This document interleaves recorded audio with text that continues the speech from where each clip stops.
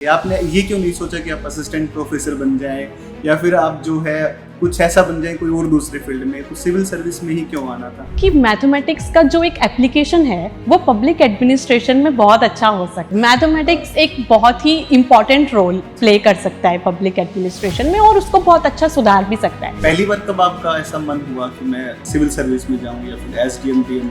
Sir मेरी families में मैं बहुत सारे रेवेन्यू डिपार्टमेंट के लोगों से सराउंडेड रही हूँ। मेरे खुद के फादर, मेरे जो ग्रैंडफादर थे और मेरे मामा जी, everyone is in this field. जब मैंने अपना ग्रेजुएशन कंप्लीट किया था उसके बाद ही मैंने सोचा कि अभी प्रिपरेशन स्टार्ट करते हैं, साथ साथ में मास्टर्स भी करते हैं। छोटा छोटा स्टेप लिया, जैसे एनसीईआरटी कंप्लीट की पहले, उसके बाद हमने स्टैंडर्ड बुक्स की तरफ रुख किया, एक स्ट्रेटजी डेवलप की कि किस तरीके से हमें मॉक कब देना है, और ये सब करते करते सर 2024 में फिर मैंने अपना फॉर्म फिल किया। जब आप एक बार अपना सिलेबस कंप्लीट कर लेते हो तो आपके पास थोड़ा कॉन्फिडेंस तो आ जाता है कि हाँ, अगर ये पर्टिकुलर टॉपिक से, तो एक बार अगर आपने उस टॉपिक पे पकड़ बना ली है तो फिर आप उसके बारे में कुछ लिख सकते हो। आप कैसे सिलेबस को कवर कर रही हैं कि जल्दी से रिवीजन हो जाए? पहले हम पूरा सिलेबस पढ़ते हैं, फिर हम उसमें से जो हमें याद रहता है उसको ना लिखकर जो हमें नहीं याद रह रहा है उसके छोटे नोट्स बनाते हैं। हम ऐसे कर करके अपने नोट्स को कंसाइज करते जाते हैं और एक पॉइंट पे हम इस दशा में आ जाते हैं कि हम सिर्फ 20 पेजेस में एक सब्जेक्ट को कंप्लीट कर लेते हैं। नमस्कार, बहुत बहुत स्वागत है स्टडी आईक्यू में आप सबका। और हर वर्ष की बात इस बार भी रिजल्ट आया यूपी पीसीएस का। देखो, इस बार जो रिजल्ट था इसमें सबसे बड़ी अमेजिंग सी एक बात ये थी कि 947 सीट्स के ऊपर टोटल रिजल्ट आए। और इसमें सबसे बेहतरीन बात थी कि जो एसडीएम की सीट है वो टोटल एसडीएम सीट 47 थी। और आप इस डेटा को सुनकर के चौंक जाएंगे कि 21 लड़कियां खाली एसडीएम बनी है। ये बहुत सरप्राइजिंग फैक्ट था, बड़ा मज़ेदार ये डेटा था कि इतनी सारी लड़कियों का एक साथ एक रिजल्ट में एसडीएम बनना। ये दिखा रहा है कि यूपी जो है वो प्रोग्रेस के किस पाथ के ऊपर चल रहा है। तो वाकई में दिखाता है कि हाँ, सोशल ग्रोथ यूपी किस तरीके से कर रहा है। और एक जो एक पर्दा होता है कि हाँ भाई, लड़कियां तो सिर्फ इसलिए होती हैं कि वो घर को चला सके, तो ये बैरियर को लगातार तोड़ रहा है। अभी पीछे भी आपने देखा कि यूपीएससी में फर्स्ट रैंक लड़कियों की बहुत बार, फर्स्ट, सेकंड, थर्ड, फोर्थ, लगातार लड़कियों की अच्छी रैंक है। और इस वर्ष भी बहुत अच्छे रिजल्ट जो है, आप समझ सकते हैं कि 21 अगर कोई लड़कियां किसी रिजल्ट में अगर एसडीएम है तो कितना बेहतर एक सोसाइटी को दिखाता है। तो आज हमारे साथ में गरिमा शर्मा है और गरिमा शर्मा के पास हम आए हैं 16 रैंक के साथ में।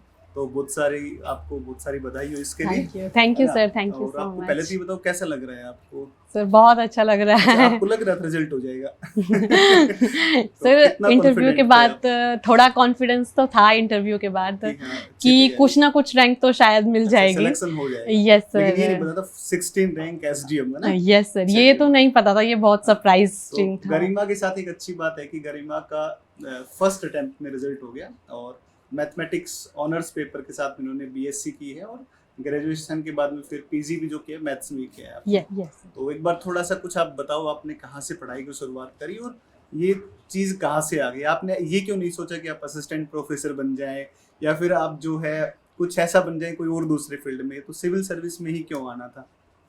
सर मेरी जो शुरुआती पढ़ाई है वो मेरी गृह जनपद से ही हुई है, बुलंदशहर से। उसके पश्चात उसके पश्चात मैंने अपना ग्रेजुएशन और post graduation university of Delhi से किया है 2023 में। उसके पश्चात सर मुझे ऐसा लगा कि मैथमेटिक्स का जो एक एप्लीकेशन है वो पब्लिक एडमिनिस्ट्रेशन में बहुत अच्छा हो सकता है। और हम सही सुन रही बात। यस सर, मैथमेटिक्स एक बहुत ही इम्पोर्टेंट रोल प्ले कर सकता है पब्लिक एडमिनिस्ट्रेशन में और उसको बहुत अच्छा सुधार भी सकता है। तो इसलिए मैंने इधर सिविल सर्विसेज में आने की चेष्टा की और बाय गॉड्स ग्रेस हो भी गया। एंड पहले अटेम्प्ट में ना? यस। तो सबसे मजेदार बात तो ये होती है ना, फर्स्ट अटेम्प्ट में निकल जाओ तो देखो एक 30 में जा करके सेलेक्ट हो तो मोटिवेशन वैसे भी खत्म हो जाता है। तो 30 साल 32 साल में जब सेलेक्ट होते हैं ना तो लगता है कि यार बस नौकरी मिल जाए उतना ही बहुत है। तो अभी आप ना खूब मतलब एनर्जी रहेगी और आप जो है बहुत अच्छे पदों तक आप प्रमोशन होकर के सचिव लेवल तक आप जाएंगे स्टेट में। तो बहुत सारी सर्विस करने के मौके मिलेंगे। सिविल सर्विस का एक बड़ा मज़ेदार बात ये होती है ना कि आप जितना चाहे सोसाइटी को उतना फायदा पहुंचा सकते हैं। यस सर, तो और वैसे भी आप एसडीएम है ना, तो एसडीएम होकर के सारी जितनी भी स्कीम्स होती हैं उनको इम्प्लीमेंट करना, लोगों से मिलना, बातें सुनना उनकी। और मैंने देखा है कि जो बुजुर्ग व्यक्ति होते हैं सोसाइटी के, वो मतलब एक पेंशन के लिए, पेंशन जैसी छोटी छोटी चीजों के लिए वो परेशान होते हैं, उनकी कोई सुनता नहीं। तो आपके पास एक बड़ी अपॉर्चुनिटी अब रहेगी कि आप सोसाइटी में बहुत अच्छा कर सकती हैं। तो आप अपने परिवार के बारे में थोड़ा बता सकते हैं? पापा, आपके मम्मी, और आप जिस बैकग्राउंड से आते हैं वो एक कैसा कल्चर है? ग्रामीण कल्चर है या फिर आपका जो है सिटी कल्चर में आप रहे हैं? तो क्या आपका राय का थोड़ा बताइए। सर, मैं एक अर्बन बैकग्राउंड से आती हूँ। मेरे पिताजी एक रेवेन्यू इंस्पेक्टर हैं और मेरी माताजी अध्यापिका हैं। और मेरा एक यंगर ब्रदर है, वो भी अभी बीकॉम में पढ़ाई कर रहा है। और हम एक अपनी नानी जी के साथ रहते हैं। अच्छा। तो हमारी यही फैमिली है। बढ़िया। जी सर। तो पहली बार कब आपका ऐसा मन हुआ कि मैं मतलब कुछ ऐसा करूं कि सिविल सर्विस में जाऊं या फिर एसडीएम डीएम बनूं?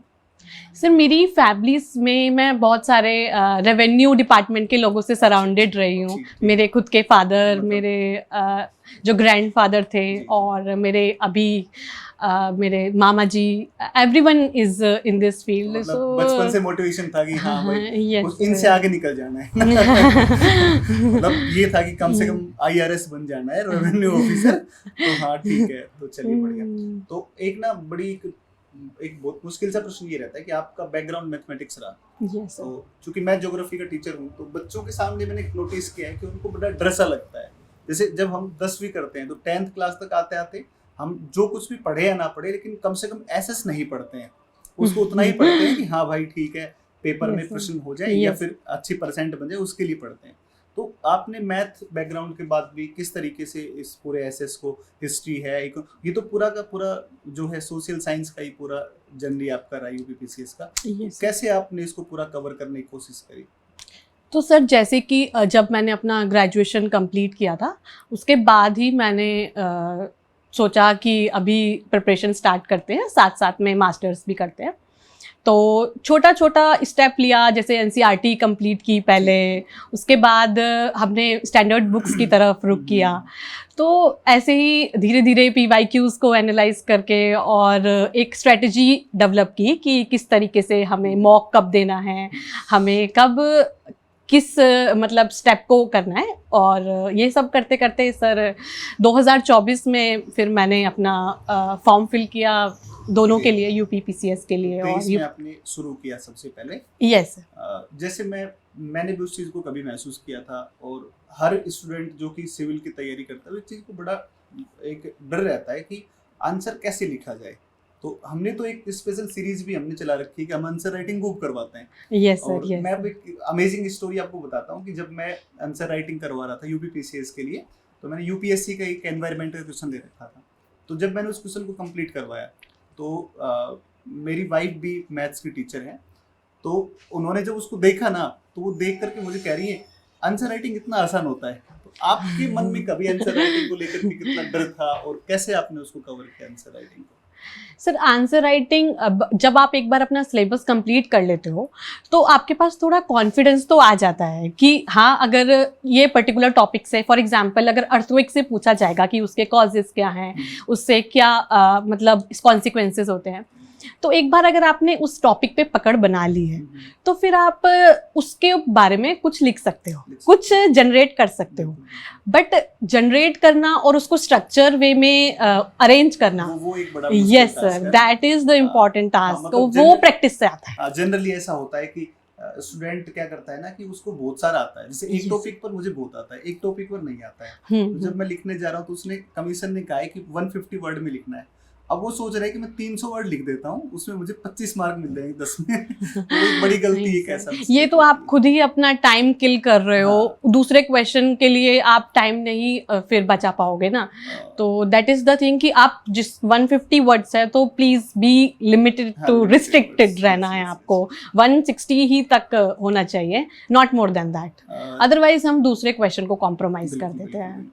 और एक बड़ी बच्चों को मतलब एक डाउट रहता है बार बार कि वैसे तो हम आपके नोट्स का एक बार एक वो देखेंगे, एक बार एक हम और ऐसा वीडियो बनाएंगे यस कि श्योर। आपके सारे नोट्स हम देखेंगे पूरा निकाल करके कि आपके नोट्स में कैसे कैसे आपने बनाया है, तो एक फिर से एक हम ऐसा बनाएंगे। लेकिन अभी आप क्या बता सकते हैं कि कैसे इतना बड़ा लेंथी सिलेबस होता है, इतनी सारी चीज़ें होती है, तो कैसे उनको शॉर्ट में करा आपने, शॉर्ट नोट्स से, या किस तरीके से आपने किया है, ताकि जो आगे अब आपके बाद में जो अगली बार लोग आएंगे, आगे यूपी पीसीएस देंगे या कोई भी पीसीएस दें, यूपीएससी दें, तो आप कैसे सिलेबस को कवर कर रही हैं कि जल्दी से रिवीजन हो जाए? उसके लिए क्या क्या स्ट्रेटजी आपकी रही सिलेबस कवर करने की? सर सिलेबस कवर करने की स्ट्रेटजी ऐसी होती है कि पहले हम पूरा सिलेबस पढ़ते हैं, ठीक है। फिर हम उसमें से जो हमें याद रहता है उसको ना लिखकर जो हमें नहीं याद रह रहा है उसके छोटे नोट्स बनाते हैं। हम ऐसे कर करके अपने नोट्स को कंसाइज करते जाते हैं और एक पॉइंट पे हम इस मतलब दशा में आ जाते हैं कि हम सिर्फ 20 पेजेस में एक सब्जेक्ट को कंप्लीट कर लेते हैं।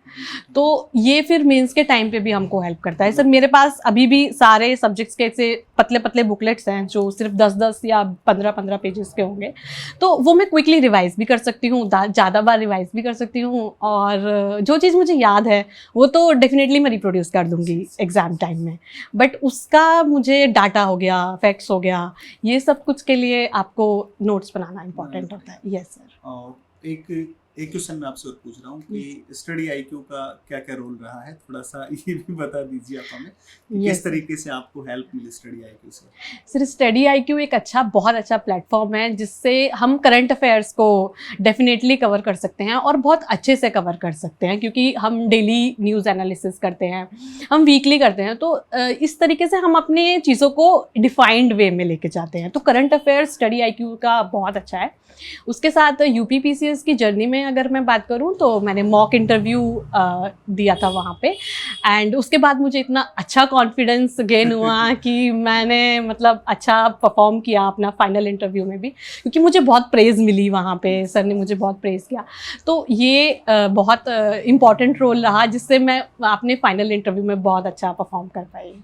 गरिमा, एक प्रश्न आप और बता दो कि वैसे तो मैं एक बात कहूँगा कि आपके पापा ने आपको केवल ऑफिसर नहीं बनाया है, आपके पापा ने एक रास्ता दिखाया है पूरी सोसाइटी को कि हाँ भाई, जब मेरी बेटी बन सकती है तो आपकी बेटी बनेगी, और बहुत सारे लोग उससे मोटिवेट होंगे। आपके पापा के जो जितने दोस्त हैं उनकी जो बेटियां होंगी तो वो भी सोच रहे होंगे कि यार मैं भी अपनी बच्ची को तैयारी करवाऊँ और कुछ ऐसा वो भी करेगी, वो भी एसडीएम, डीएसपी या डीएम जो भी बने। तो आप एक बार सिर्फ इतना बता दीजिए कि अब जो आपके बाद या आपकी छोटे सिस्टर हैं, जितने भी छोटे सिस्टर हैं, तो उनको आप क्या मैसेज देंगे कि वो किस तरीके से कैसे तैयारी करें, और इस बारे में आप थोड़ा सा बताइए कुछ, क्या मोटिवेशन है, कैसे अपने आप को मेंटली प्रिपेयर करें कि वो भी आपकी तरह कुछ बन जाए? सर सबसे पहले तो इसके लिए we have to stick to the syllabus. Syllabus हमारे लिए एक गाइडलाइन होता है, एक मतलब लाइट होता है जो हमें दिखाता है कि हमें किस डायरेक्शन में जाना है, तो वो सबसे इम्पॉर्टेंट है। उसके बाद हमारा रिसोर्सेज क्या रहने वाला है, तो we should go to the NCERT until and unless कि हमें कोई ऐसी बुक नहीं मिल रही है जो हमारा पूरा सिलेबस कवर कर दे। एनसीईआरटी बहुत इंपॉर्टेंट रोल प्ले करती है। और उसके साथ मैं कहना चाहूँगी कि कंसिस्टेंट रहें, डिसिप्लिन रहें, रोज़ का अपना टारगेट कंप्लीट करें, और थोड़ा सेक्रीफाइसेस करना पड़ता है, बट जो सक्सेस आपको मिलती है दैट पेज इट ऑफ। मतलब मैक्सिमम टाइम में ऐसा होता है ना कि बच्चे सेक्रीफाइस नहीं करते, कॉम्प्रोमाइज करते हैं। वो सोचते हैं यार चलो भैया की शादी है तो कम से कम एक वीक तो लगना ही चाहिए ताकि लगे कि यस शादी में गए थे ना, तो कॉम्प्रोमाइज ज्यादा करते हैं बच्चे। तो मुझे लगता है कि बच्चे जितने भी हैं वो कॉम्प्रोमाइज ना करें ना, तो चांस मिल सकते हैं। और आपने, मैं देख रहा हूँ कि आपसे बात करते टाइम लगातार आपने बहुत बार आपने बोला एनसीईआरटी। एनसीईआरटी का ना वाकई में एक बड़ा मतलब मेजर रोल है, क्योंकि यूपी पीसीएस को मैं अभी पिछले कई दिनों से बहुत डीपली एनालाइज कर रहा हूँ, सारे प्रीलिम्स और मेंस के पेपर, तो मैं देख रहा हूँ कि वहाँ से direct line to line, yes sir exactly. और यूपी अभी इसका बिहार पीसीएस का एग्जाम हुआ तो मैं बताऊं कि जो एनसीईआरटी के क्लास 9th के जो न्यूमेरिकल्स थे फिजिक्स के, वो सीधे न्यूमेरिकल्स पेपर में थे डायरेक्ट। ऐसे क्लाइमेट के सीधे कॉन्सेप्ट हैं वो डायरेक्ट वहाँ से एनसीईआरटी से मिलते हैं। सर इनफैक्ट जो एनसीईआरटी में लास्ट में जो क्वेश्चन पूछे जाते हैं वो भी डिटोट के वैसे पेपर में आ जाते हैं। Yes sir. और जो यूपीएससी में एनवायरमेंट इकोलॉजी का जो पोर्शन था जो क्वेश्चंस कहीं नहीं मिले थे वो एनसीईआरटी से एज इट मिले थे वो। Yes sir. तो वो लग रहा था क्वेश्चन देके बड़ा डिफिकल्ट क्वेश्चन है, लेकिन डायरेक्ट एनसीईआरटी से क्वेश्चन थे। तो एनसीईआरटी एक बड़ा मतलब शानदार चीज है। यस हाँ, ये थोड़ा सा हो सकता है इसमें हम ये कर सकते हैं कि बेसिकली जैसे हम रेफरेंस बुक का आपने हेल्प। जैसे मैथ से पढ़ाई करी तो Yes, आपको हिस्ट्री पढ़ने के लिए डायरेक्ट एनसीईआरटी आपको समझ में नहीं आएगा, तो यस आप बेसिक कॉन्सेप्ट उससे कर लें और फिर उसके बाद एनसीईआरटी को पूरा properly yes down Vipin Chandra and वो ऑल, सब फिर you go step by step. उसके बाद यस सर। तो एक बार फिर से गरिमा आपको बहुत सारी शुभकामनाएं। Thank you.